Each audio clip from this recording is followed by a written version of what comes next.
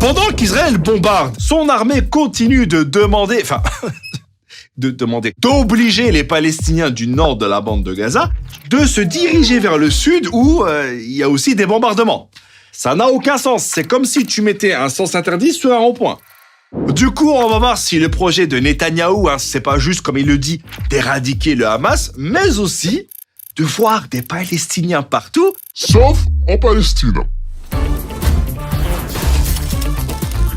Quand plus d'1 million de Palestiniens doivent quitter leur maison, t'imagines bien que ça ne plaît pas aux pays arabes, et encore moins aux Palestiniens eux-mêmes.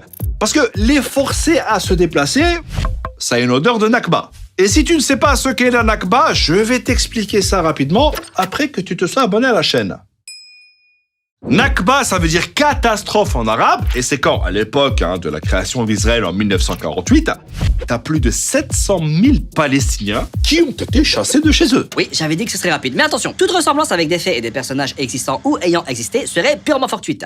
Et là, aujourd'hui, à Gaza, les Palestiniens sont massivement prévenus, mais il faut se rendre compte que, généralement, ceux qui peuvent fuir et donc rester en vie, ce sont ceux qui ont eu la chance d'avoir eu un coup de fil et qui ont eu le temps d'évacuer avant les bombardements. Oui, bonjour, je suis bien chez Mohamed. Bonjour Mohamed, dites-moi, vous êtes chez vous là? Ouais, super. Bah écoutez, il faut partir là, et vite, d'accord? Pourquoi? Bah parce qu'on va... On a le combien aujourd'hui? Aujourd'hui, on va attaquer le Hamas. Voilà, on va attaquer le Hamas. Mais ne vous inquiétez pas, on vous rappellera... Allô? Allô? Mohamed? Trop tard. Mohamed, cause du décès, agent du Hamas. Et là, t'as un ancien vice-ministre israélien qui a demandé à l'Égypte d'accueillir temporairement les Palestiniens, mais voilà, juste le temps d'éliminer le Hamas. Et après, t'inquiète, ils pourront revenir. Alors, l'Égypte a laissé passer de l'aide humanitaire, mais pas les Palestiniens, parce qu'elle sait très bien que si elle accueille les Palestiniens, la seule fois où on entendra parler des Palestiniens à Gaza, ce sera dans le dessous des cartes sur Arte. Alors attention, je ne dis pas qu'Israël ment en disant qu'après avoir vaincu le Hamas, les Palestiniens pourront retourner chez eux tranquillement. C'est juste que... j'ai des doutes. Petit doute. Je rappelle juste qu'il y a quelques semaines à l'ONU, Netanyahou avait montré une carte du nouveau Moyen-Orient où il y avait ni Gaza ni la Cisjordanie occupée. Et là, après qu'Israël a bombardé des écoles, des centres hospitaliers, des églises, les États-Unis et l'Égypte ont annoncé l'ouverture d'un couloir humanitaire.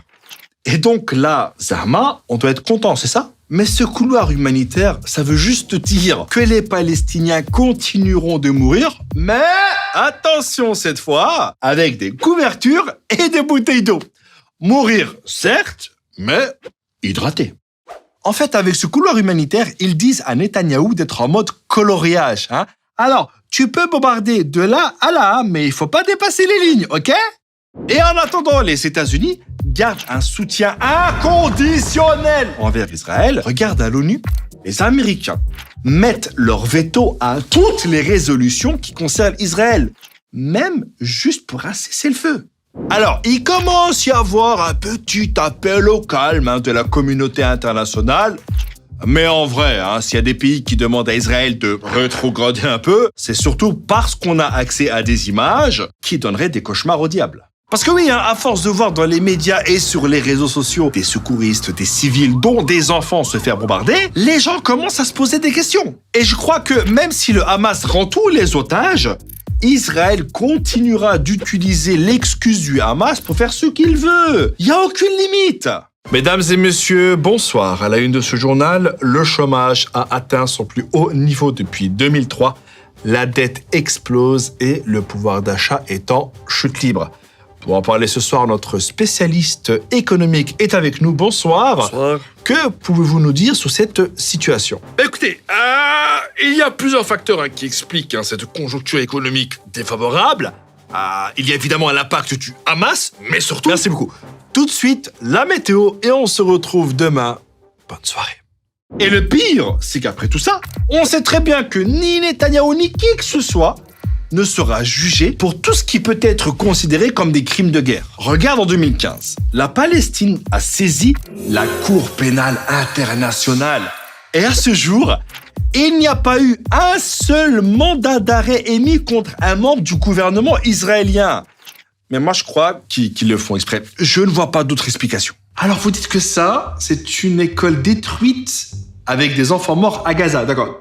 C'est la preuve. Très bien, d'accord. Non, parce que moi, ce que je vois, c'est plutôt des enfants, certainement du Hamas, qui jouent à cache-cache dans une villa en construction financée par l'argent du Hamas. Voilà. Affaire classée. Suivant. Du coup, avec tout ça, j'ai une question. Quelle est, selon vous, la solution pour mettre fin à tout ça? Vous mettez ça en commentaire et on se donne rendez-vous la semaine prochaine. Ciao.